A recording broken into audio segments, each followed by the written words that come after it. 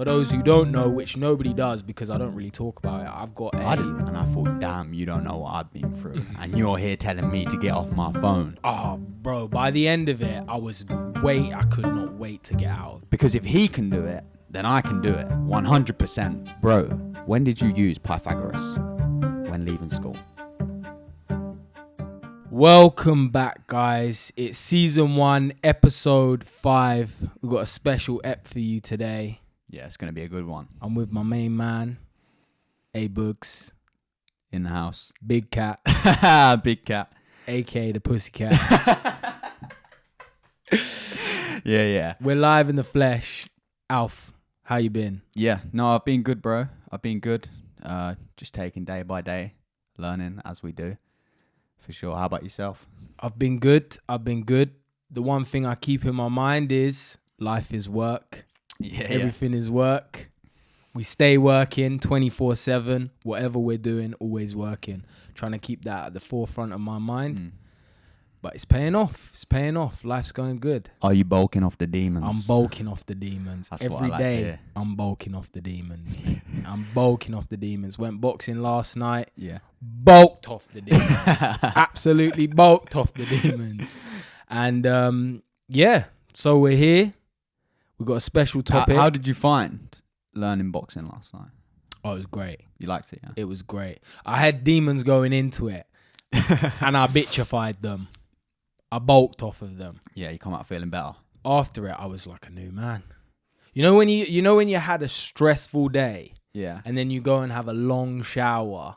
That's how I came out of boxing. I was relaxed. I was sensei for a second. Shower of sweat. Shower of sweat. Yeah, no, that's how you got it. Baptism of fire. That's it, my boy. Yeah, no. But going off that and learning, that can sort of trigger us into today's episode. We wanted to talk about the traditional education system, right? Versus, I guess, what we would call at this moment the non-conventional education system, aka the school of life. Yeah. Self-taught. So, Alf and I come from very different backgrounds. I have followed the traditional education system to a T. So, primary school, secondary school. I'm not sure how you Yanks call Reception? it. Nah, skip that. You was too busy watching Thomas the Tank, my boy. Too busy getting in that tank time. That tank knowledge. So I've done primary, secondary, Yeah. sixth form, even did a stint in college and then university. So I'm a bachelor of science. So what's that in years? Like, what age did you start? What age did you leave? Well, I mean, do we count it from nursery?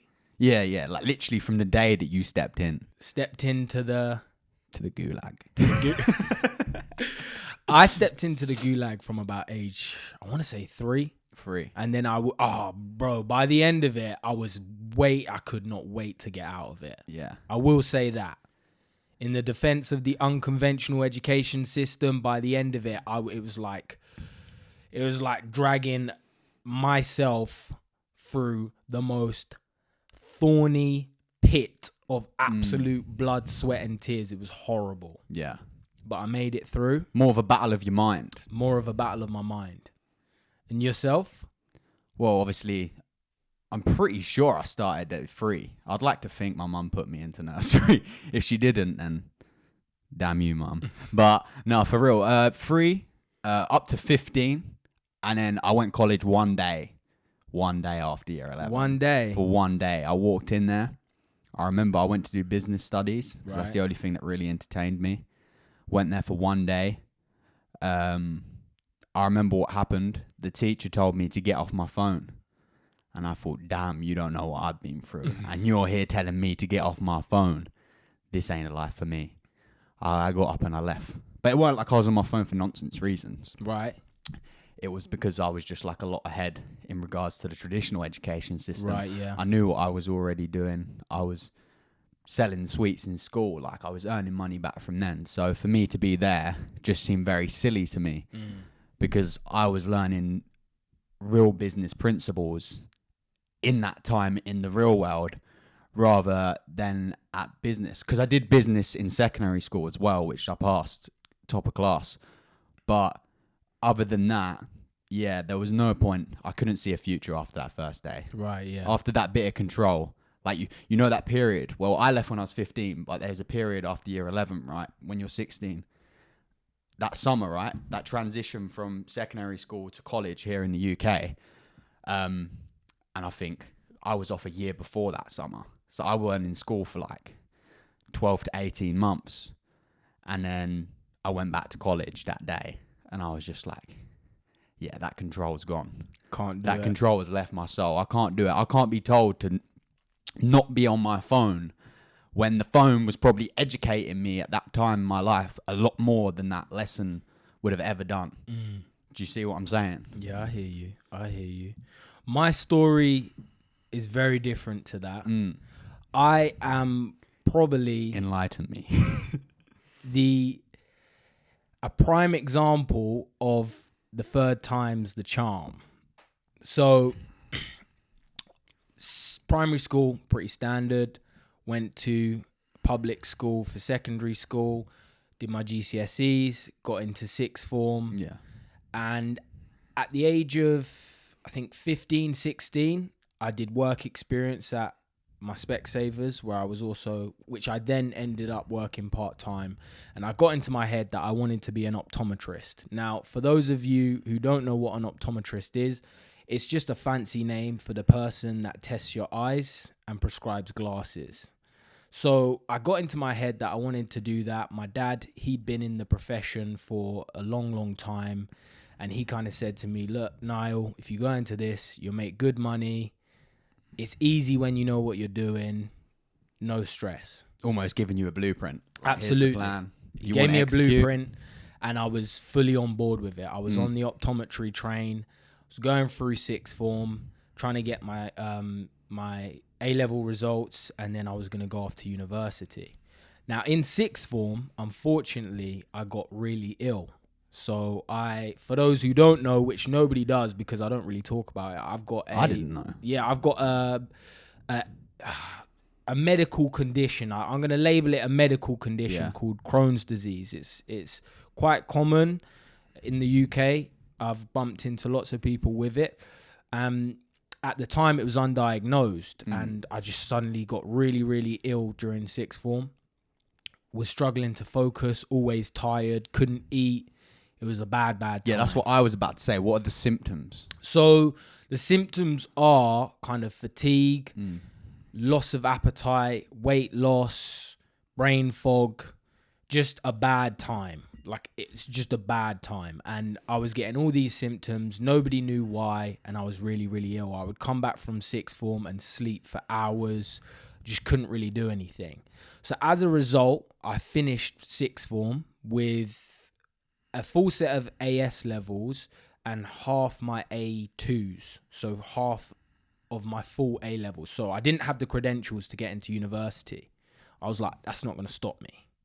So Bulking I off was the on the demons. optometry train. I had to get it done. And by this time, I'd got into my head that if I did that, my dad was going to be hella proud of me. And I'd lost a lot of favor with him at that age. So I was kind of trying to get my retribution. I was trying to show him that I was a man, I could handle stuff, and I could get stuff done. So I then decided, right, I'm not going to give up. I went into college and did something called an access to higher education, which is basically similar to A levels, structured a little bit differently, and it's for more mature students. So I don't think you can do an access to higher education until you're 19. Oh wow, okay. So at that age, I was 19, and so I embarked on this course and smashed it, did it, no problem. And so I was all geared up by the end of it, ready to go off to university. I was going to say ready to hit Specsavers. Just ready to go to university. Okay. And that was so you had to do the course to then get let into the uni. Exactly. So went off to university, did my first year, and I failed. I failed my first year. And with optometry, if you fail your first year, you can't progress on to the second year. So I had to redo my first year. And it was halfway. Why did you think sorry to interrupt you, why did you think you failed the first year? No passion. No je ne sais quoi for optometry. I was not feeling it. I couldn't sit down and study. I was just messing around in university. Wasn't really applying myself. I'd apply myself sometimes, and when I did, I got good grades. But for the most part, when it came to the exams where you really had to knuckle down and study, I just couldn't engage myself long enough to get the information into my brain. So halfway through my second go at my first year, I was like, dead this. If I carry on, I'm going to fail. And with student finance, they only give you 4 years. So you basically get 3 years to do your degree and a grace year, where if you mess up, you get an extra year. So I thought, damn, I'm not going to be able to, get through this degree. So I dropped out and then went traveling for a little bit. Good time. Came back from traveling and I was like, right, what am I going to do? And I got a sales job. Did that for a little bit and I was like, this is no life for me. I know how to talk. Sales is not for the faint-hearted. But I can't be doing this cold calling on a daily basis. It was just not a vibe for me. Yeah. So I left that job and I remember having a careers advisor, what a careers advisor said to me when I was in secondary school. And, they do a little personality assessment on you. And she came up with this job called quantity surveying. Okay. Now, for those of you who don't know what quantity surveying is, it's basically an accountant, but for a construction project. It's that simple. We just deal with the finances of construction projects. But the key part of the job was that there was a lot of dynamicness within the job role. So no 2 days were the same. You would have to visit sites some day. You'd be in meetings other days, and then other days you'd be in the office. So for me, that sounded good because optometry, completely different. Every day, without fail, you're in a dark room, probably dealing with old people who can barely see a thing, and it's the same stuff every day. Day in, day out, you're in this. And what age was room. you when you made that switch of thinking, I'm not going to do that, I'm going to go be a quantity surveyor? I think I was 22. So I had I had some life experience by that point. Yeah. And I was kind of like, all right, I'm going to give this a go. So I applied for that course, got in, and then 3 years later, here we are, qualified bachelor's in quantity surveying. And I also am working within the field. I'm a quantity surveyor, amongst many other things. I wear lots of different hats. Well in for that, bro, for doing that and passing that. No, I appreciate that. I appreciate that because I could have given up so many times and I really wanted to. But something pushed me through. And I remember you seeing you out in Thailand when you was having that bit of a gap year. Yeah. And but that wasn't a gap year. Oh, it weren't a gap year. It wasn't a gap year. Oh, no, you was working there, I was doing my degree. I was doing my final year of university from Thailand. Yeah. Like a top G. Yeah, that's pretty lit. That is pretty lit. Living the dream. But yeah, no, from that, are you glad you done it? I've just got to ask you. Yeah, absolutely. You are? Absolutely. I cannot... If I hadn't done it, I don't think the trouble is with me, and this is an issue which I'm trying to deal with, is stickability. I don't think there's another job role that I would have been able to get myself into and stick at to the point where I would have enough experience and the skills that would put me in the same position that I am now with this degree and the knowledge that I have from that. I've got to ask you then, what made you want the security of the job as such? Like, to go through all them years of uni, like, now I'm looking at it from my perspective, right? Like, obviously I left at 15 and just went out into the big bad world, learned a lot of lessons, did a lot of wrong, but also paid the consequences, and now I'm starting to get onto the right path, right? And I learned a lot from that. But what made you, because I didn't want that, like, I never wanted that security of a job. I felt like I thrived in these uncomfortable zones of just like the hustle and bustle, like get out there and make it happen. Like, what made you want, like, I'm going to go to uni, so I've got this job secured? Because I know you, right? Anyone watching don't know you, but you aspire to be so much more than that. So what made you think I am going to get that?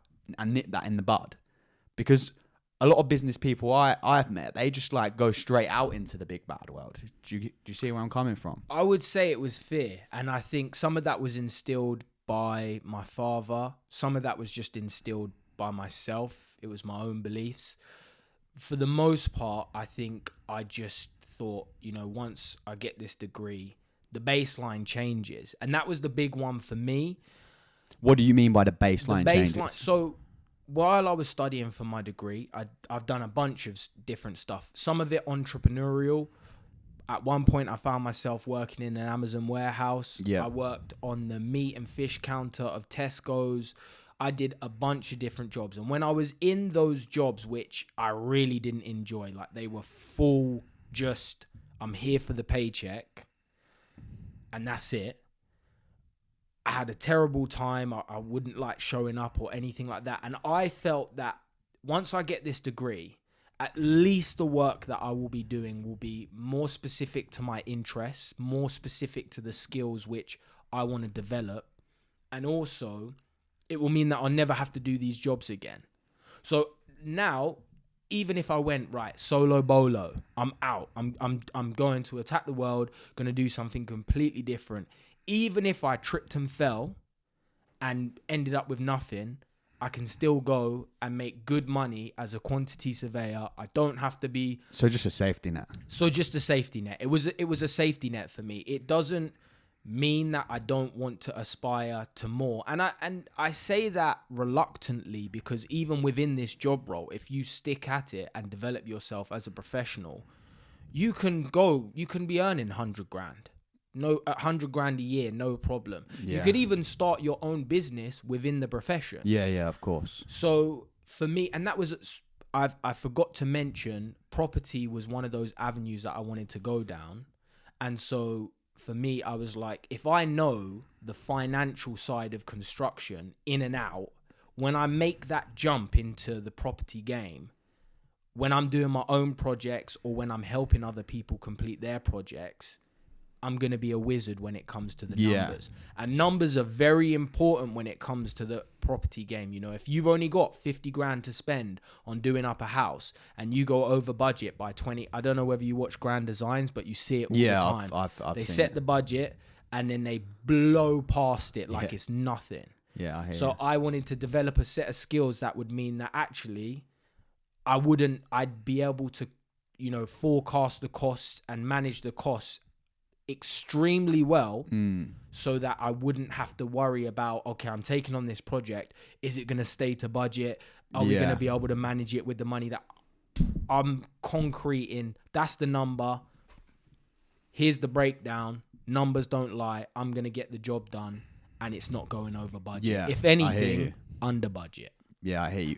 Going back a little bit from that though, because you said you worked at the meat and fish counter. Where else was it? Sorry. Amazon, and obviously you did a bit of work experience in Specsavers, right? I just want to ask you, in regards to you saying like you was just there for the pay, and this is where my mindset may have been a bit different at this period in my life, but you weren't there learning nothing, no? I suppose I didn't look at it like that. And I think the reason why is because I tend to have wandering eyes. And so I'll always be looking at the person that doesn't have to work in that business and works in a way more glamorous industry. And so for me, rather than thinking, right, I'm in this job, what are all the things that I could learn? What are all the things that I can leverage within this position? Instead, I just looked at it as, I'm a loser. I work in Tesco's on the meat and fish counter. I'm trapped in a warehouse for 12 hours a day.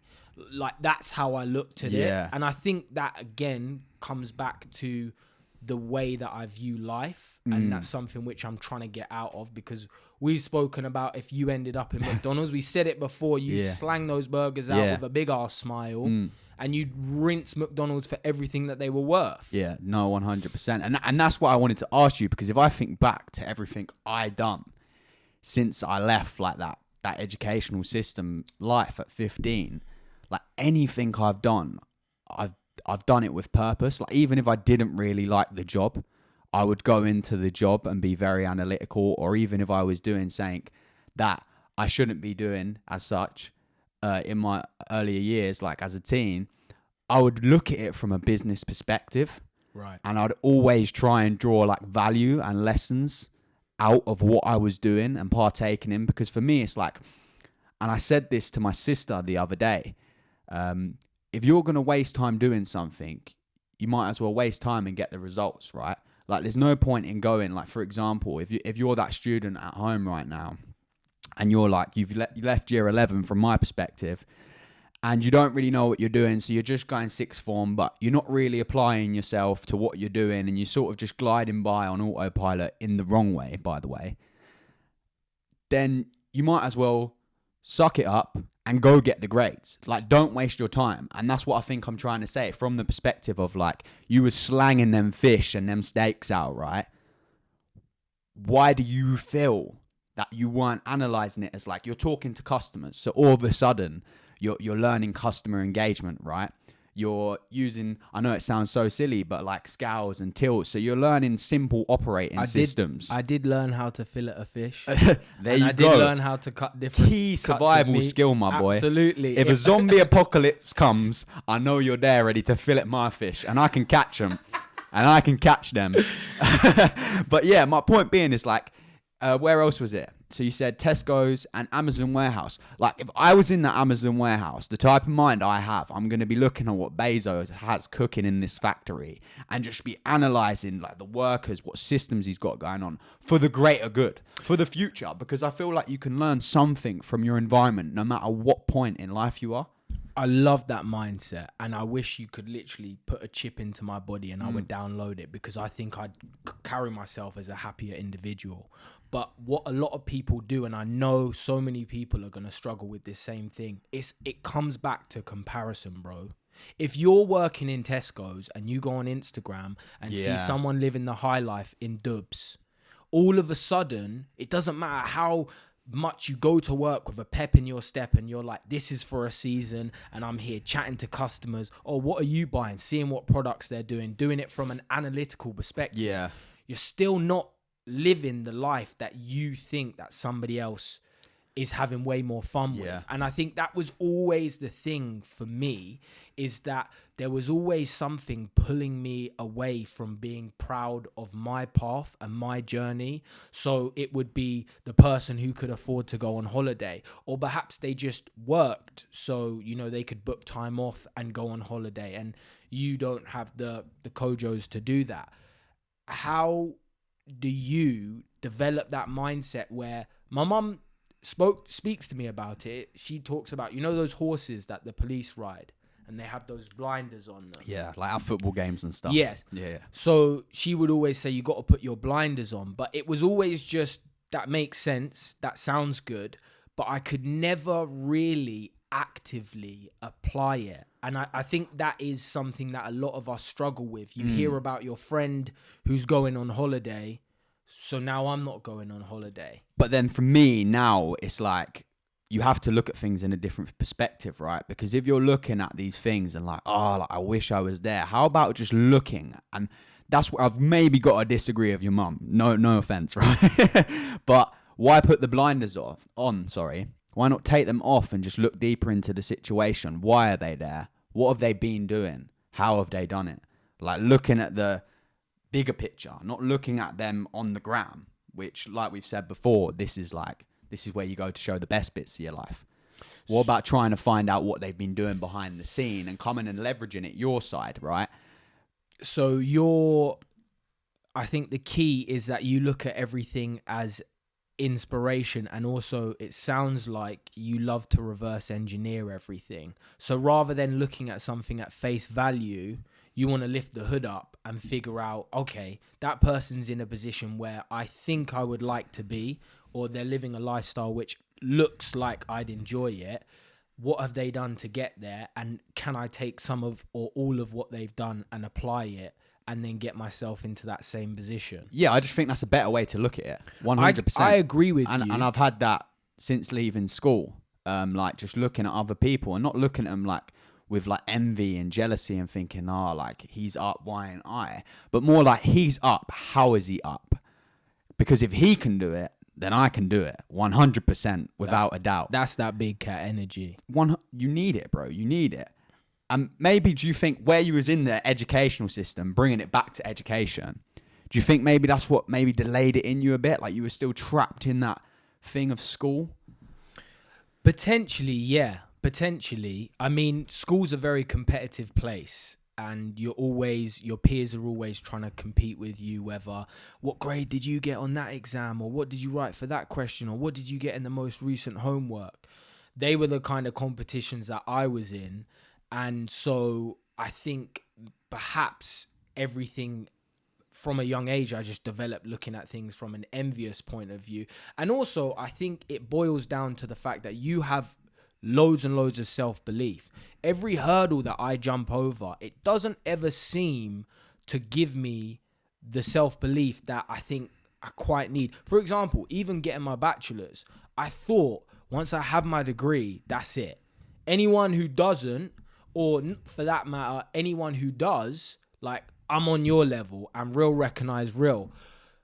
But I'm going to be honest with everyone, I don't feel that much different. Even with all of that academic achievement, I don't feel like my dad didn't go to university. I'm the first one in my family and the only one who will get a degree out of my mum, dad, and brothers and sisters. But yet I still allow them all to talk down to me in their own way, despite the fact that, I've accomplished X, Y, Z. Yeah. I think this is a great spot to jump into more about the actual traditional education system as such, going off that, because that's what path you've sort of gone down essentially, right? And if we look back to like the history of the traditional education system, like in the UK, I know we was discussing that it was like founded back in the day of the Catholic times. And I think before ancient Rome, ancient Greece, they all had schools. It was for the elites, but they had their own education system. Is that worldwide? Well, it was in the civilization. In the empire times. In their empires, they had schools. So, but I'm sure even in, ancient China, they had 100%. If we're looking at it from the UK, obviously, where we went to school, though, like, I think it really come into play in, like, the 1960s, 1970s is when, like, school was quite compulsory and they really wanted you to go. Well, that's the education system that we know, and I think that's the education system that brought me up, essentially. Yeah. Is this one that was developed within the 60s. Yeah, and I feel like that's why I don't have as much faith in the education system, because look at all this technological advancement that's happened since the 1960s, 1970s, and they're still teaching the pretty similar education in public school, right? Like, they're still teaching pretty similar educations. And I agree, much probably hasn't changed. Maybe we haven't discovered as much. And I can see that. But at the same time, we have discovered a lot more in the real world. And I feel that it should be brought into the curriculum as such. Like, for someone who's just left school like yourself, would you say there's much modern day information and modern day technology stacks being taught in school? I think school, and more so higher education than, the education's, the aspects of the education system that we all have to go through.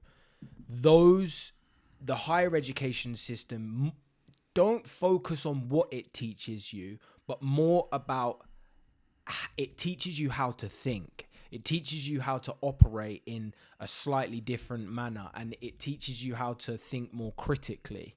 Now, not in every avenue, but certainly when I'm faced with facts and information on the internet, I won't take everything at face value. Whereas somebody who's not been educated, they get their information from their favorite YouTuber or from their favorite political figure. And oftentimes they're dressing up the facts and figures in a certain way to present their narrative in the most positive, influential light. Yeah. So from that perspective, it does really well. I do agree with you, though. It's dated. The concepts it teaches are dated. They don't push the most important things. Like right now, ICT or IT, whatever it's called, probably should be the most important subject which they're teaching in school. But I guarantee it's probably still an option. It's still optional. Yeah. And if it's not optional, it's taught with little emphasis on how important it is. It should almost be compulsory, like physical education. It should be like PE, right? It should. I mean, you could argue it should be more important than Yeah, PE, especially in this day and age. So I definitely agree with you. Reforms are needed, but I still feel like I'm much better off going to university financially, mentally, and physically than somebody that hasn't taken the educational route. Now, I'm not saying that people who haven't gone, like yourself, you're very intelligent and you've got a lot of knowledge, which you would expect somebody who's worked quite hard in university to also possess as well. I'm not saying that you have to do that route. I'm just saying that you don't have to rely on your own volition as much. You are a unique individual. You're a special person, right? I appreciate you think that, bro. very uniquely, and you've developed ways of thinking which a lot of us don't develop naturally. So for those of us that haven't developed those thought patterns naturally, the education system is a good way to kind of guide us through. Some guidance as such. Yeah, exactly. Okay, I can see the value in that, but then how about not setting up new educational systems for the creatives and people that learn visually or by audio? Because the whole textbook thing, bro, I was in year 7, maybe year 8 if I'm being honest, and that's when just education started to get boring for me. It was very repetitive, same thing, maybe a bit harder, right? But it got to a point where I was just like, year 10, I was disengaged. I was at school, like, if I look at it now, I suppose learning real world business. Like, I was that guy slanging sweets at school and stuff like that and earning money. Like, I'm talking like 2-3 bills a week from slanging sweets at school.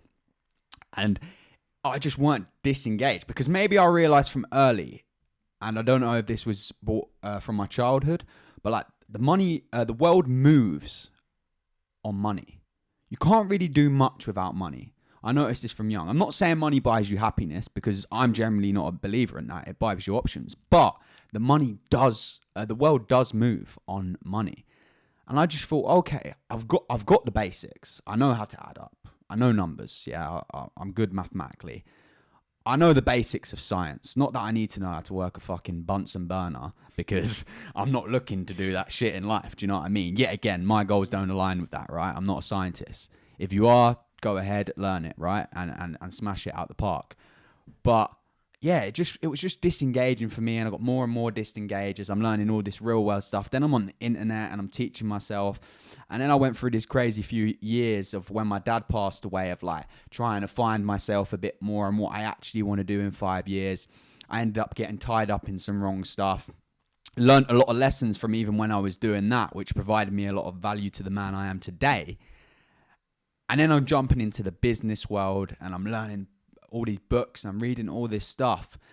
And it just made me think one day, like almost to a certain point, what a waste of time school was from my perspective. And that I'm glad that I left at the age I did. Because no disrespect to any of my peers at school either, but like I've gained and done a lot more in life than I see maybe some of them doing if I've bumped into them before. Like, you know, that kid at school who potentially like put his heart and soul into school, and I respect that, right? Now I look at it from an adult, I respect it highly. I might not have back then, but like, and now they're just working your ordinary job at Tesco. Nothing against that, but if the education system works with you rather than against you, why have they not been given a stepladder to life rather than me? Where even to my last job, I got a job at one of the biggest cryptocurrency exchanges in the world. I got no GCSEs in school because of obviously what I was going through at that time. I think I just got given E's or D's or something, like base level grades. And I got a job off the back of life experiences and articulating my CV in a certain way that showed I had them skills. That got me to the interview stage, should we say. And then when I got on the camera, the rest was just me selling myself. And that was gained from the school of life, from the institution of intelligence as such, right? Like, I put myself through that. So I find it hard as an individual, unless you do need some guidance, like you say, that the school system's still there to help you really get ahead of the competition in this world, because there's loads of it. School is dated. I agree with you there. That's not a point of contention. Where I think school can be improved is certainly by doing classes on communication, for example. Communication is pivotal to success in life, probably more so than any academic qualification that you can get. If you know how to communicate effectively, if you know how to communicate to make people like you and to gain them onto your side, you're a winner. And that is just a fact of life. Communication is probably the most undervalued skill within this world. Yeah, I agree with you on that. If schools put more emphasis on that, rather than this abstract mathematical concept that none of us are going to use. What is it? Pythagoras? Pythagoras theorem is a one that I hear a lot. That's something... The film Life of Pi taught me more than that mathematical equation did. Exactly. And I think, so for me, that is something that schools really need to work on getting rid of. Reforms will come, and reforms will come through AI. AI is coming in and it's absolutely tearing up the game. Yeah. If I had AI when I was in school, I wouldn't have A++, my boy. A+. They would have had to create a whole new grade band for me. Yeah. Because ChatGPT would have been absolutely doing the most for me. Yeah. No cap. ChatGPT would have been going to work on an... Yeah. And I would have been lazier, but my grades would have gone up. And that is why reforms will start to happen. Yeah. Because ChatGPT and technologies similar to her, ChatGPT got a special place in my heart. I love you. Seriously, I love you. But ChatGPT and technology... Hey, I love my boy. ChatGPT and similar technologies are going to mess up the educational game, because now it's not about... Fact recall isn't important. Yeah. You know, ChatGPT does that for me. I prompt the hell out of her and she's coming back with the facts for me, and all I do is compile it. Yeah. So that I can tell is going to cause big reforms within the educational system.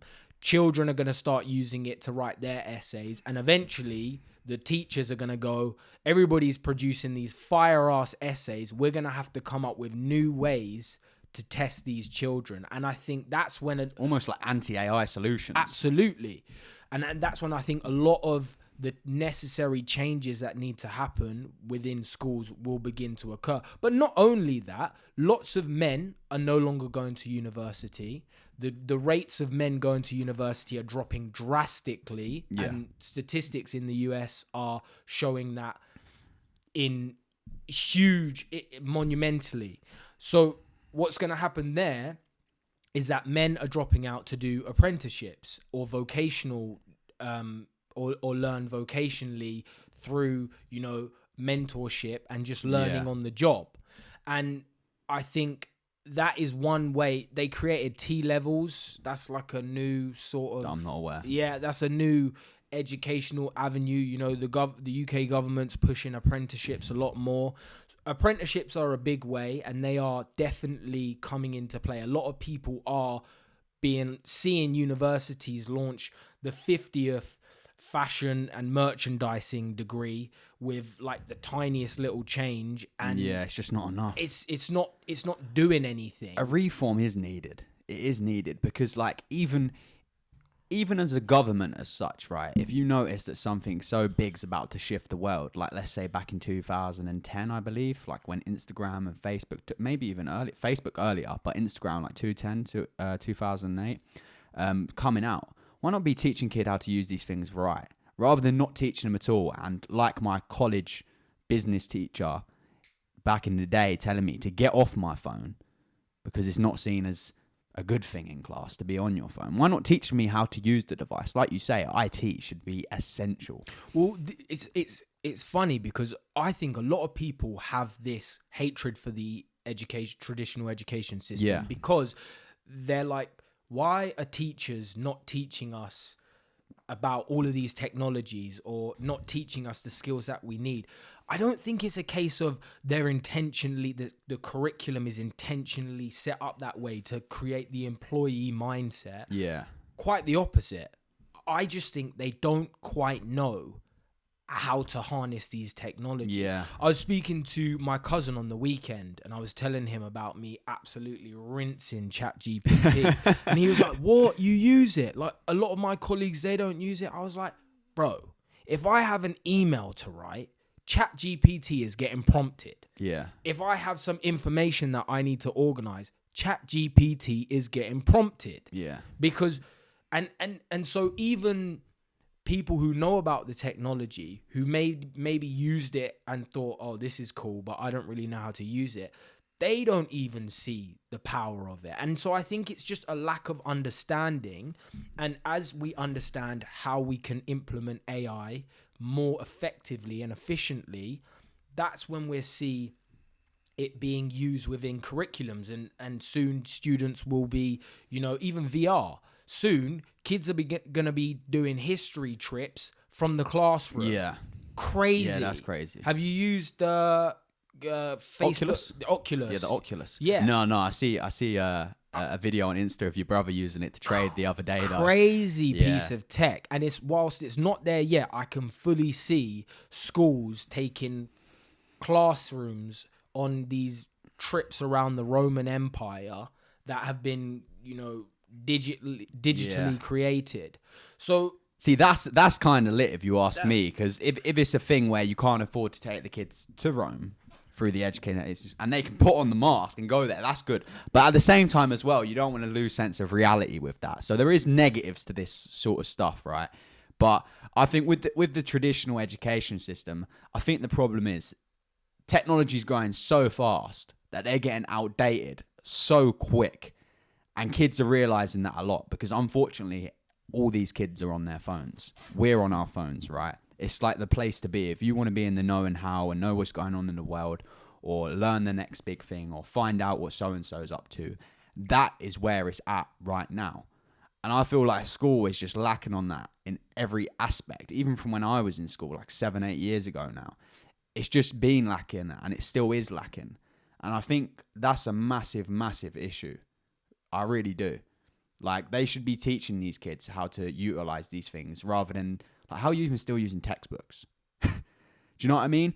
If you tell me today, I come into your class, today we're learning about profit margins, and I've got to sit there for a whole hour in an attention economy, like I've got time to waste, right? And I can just go on to a bit of AI technology, ChatGPT, for example, and just say, please give me a brief outline about profit margins. And it can teach me within 20 seconds. You're lacking in a lot of ways. Not only are you keeping these kids in school for longer, you're just teaching them in ways that probably are not efficient to back when the 1960s and 1970s happened. Unfortunately, we've advanced a lot more since then.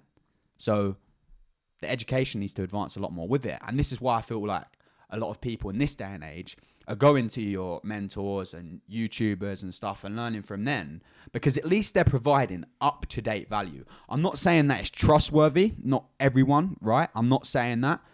But part of me says, well, they've done it. If they're successful, they've done it. They're just giving you the blueprint. It's up to you whether you apply yourself, just like in school, which school does actually very good at. They make you turn up, because if you don't, you've got someone turning up at your house, right? So you've just got to hold yourself accountable. But you're getting taught this whole different curriculum, and it's going to help you a lot more in the modern world rather than going to the traditional education system, which is still teaching Pythagoras. Bro, when did you use Pythagoras when leaving school? I haven't yet. I think I used it a bit in university, and that was it. And I don't think I will.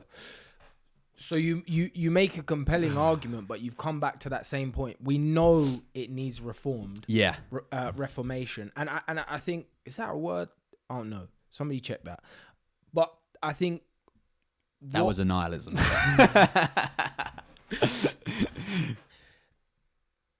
one thing that people need to be very careful of doing is villainizing the education system. I hear it all the time. Yeah. Your mum was saying just 10, 20 minutes ago, she was saying about, you know, why she doesn't think that school is important and how, you know, Elon Musk, which isn't the right example, but Richard Branson, for example, he's a school dropout. Look how many millions he has. Yeah. And I think there's an issue that people are making. If you do your research, 84% of the Forbes billionaire list are educated to a higher level of education. Yeah, like they go on from college and end up doing university. Absolutely. Yeah. I know obviously like Zuckerberg and people like that, 84% okay. of the billionaires are educated to a higher level than what secondary school provides, right? But so many people are focusing on the Mark Zuckerbergs, the Richard Bransons. And do you know what survivorship bias is called? Survivorship bias. Do you know about survivorship bias? I don't know. I know about biases, but I don't know about survivorship bias. So survivorship bias is basically focusing on the survivor. In this case, the successful entrepreneur who climbs against the odds, drops out of their university or college, creates a $1 billion idea. Yeah. Everybody focuses on them rather than looking at all of the other, which the number would be unfathomable. That have left the educational system and dropped still out done of well. the educational system and failed. And failed, yeah. I agree. You hear more about the success stories rather than the ones that didn't go to plan as well. My point, exactly. And yet again, I've disagreed with your mum once on there. I'm going to disagree with my mum. I don't think school should be villainized as such because it was brought into play. School was brought into play to give everyone an equal opportunity. But all I would say is it's no longer equal because it's outdated. Yeah. It needs to be updated and then it will be more equal. It's giving everyone else the shot rather than these kids like not wanting to go to school because they know they can learn much more on the internet by prompting ChatGPT. And always plug ChatGPT. I think that is what people now need to be doing is working with what's available to them. So if I was in school, I would be using ChatGPT wherever I possibly could. I would be teaching myself a programming language because you can learn that pretty much for free on the internet right now. All of these skills, you need to see the holes within the education system and fill them yourself off of your own volition. Some accountability. Because you see where it's failing. But as a whole, I don't think that we should abandon schools. I don't think that we should, completely villainize them. I think that reforms are needed. Reforms will naturally come because ChatGPT is going to change the game. So whilst we're waiting for that to happen, if life gives you lemons, what do you do? Make lemonade. Nah. You make a lemon meringue. 'Cause that shit tastes sweet as hell. Yeah, no. From my perspective though, I think I agree with you there. It shouldn't be villainized. But at the same time, in a world that's advancing extremely quick, you need to be aware that there is gaps in the school system, and then you need to go put yourself out there and get into places where you can fill them gaps. I totally agree with you on that. That's a very, very valid point. But yeah, other than that, I think I've took a lot away. It was good to hear your insights as well. I've got one last point that I want to make. Okay. And that is also be intentional about the real world experience that you can get. So as a young person at 16, I didn't really need to go. I mean, to be fair, working in Specsavers, it was a sales role. Yeah. So I did learn about selling and I did that for a long time. I would look at what jobs teach you the best skills, and sales is a big one because it does teach you how to communicate flawlessly. Yeah, you will learn something from it. If you know how to sell one of BT's trashy products over the phone, you can sell yourself in real life. Yeah. And so when you're looking for work and you don't have any credentials that allow you to look for specific job roles. Look for jobs that will teach you the skills that will develop you as a individual. Sort of like what I done. Yeah. Yeah. Yeah. That's exactly see what the you value did. of that. That is exactly what you did. Yeah. That's something that I wish that I did. And other than that, look at everything as an opportunity to learn. I wish that I did that more. Yeah, you've got to have a growth mindset in this world if you want to keep up to date with the competition. But going off the back of what you just said, it's just sparked another interesting thought in my mind, right? Was university worth the money? Because from my point of view here, right, I never paid for degrees. I went public school right to the age of 15 and left. So all my lessons were learnt from being in the field, out there in the real world.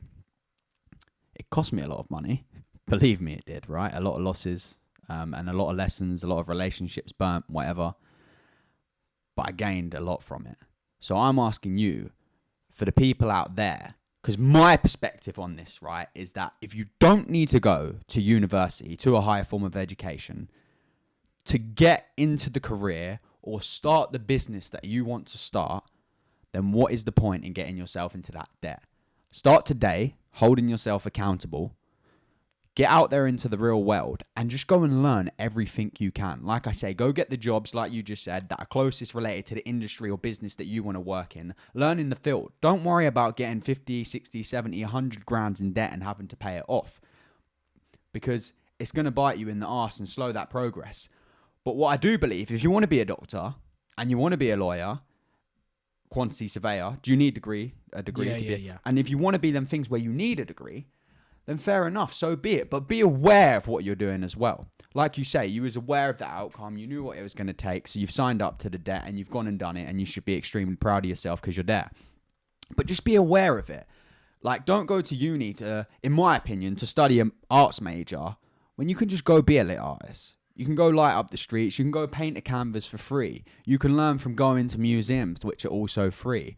Or if you want to start a business, drop shipping or e-commerce or even construction, you don't have to go to universities for these things. And I feel like you're putting yourself at an L by jumping into the deep end and harnessing all this debt, where that 30, 40 grand that you're paying off over the years could be utilized and go into your business instead. All them little payments, it adds up. It's the small things that make the big things happen. Yeah, I have no arguments with that.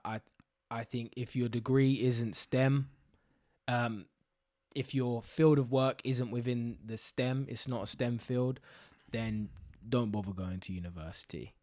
That's just point blank, period. Don't go to university to do an arts degree in something irrelevant and obscure, or a history degree, thinking that you're going to be a next historian. You could start a YouTube channel, build up a community, and then go to a museum and say, look, I built this community on YouTube talking about history. Can I work in your museum? And I guarantee you're probably more likely to get the job over some individual that just studied history at university for 3 years. Other than that, that's the intel leaked. Yeah, I agree, bro. I took a lot from it. Learned some new things about you. Game time. Game time. Well, until next time, everyone like, subscribe, the usual. I'm going to start asking you guys to do that every episode now. I can't lie. But yeah, until next time. Yet again, any comments, any feedback, any topics that you want us to discuss, let us know. We'll be here next Thursday to leak the intel. And shout out ChatGPT. They didn't pay us for a promo, unfortunately, on this one. Soon land. Soon land. Anyway, peace out.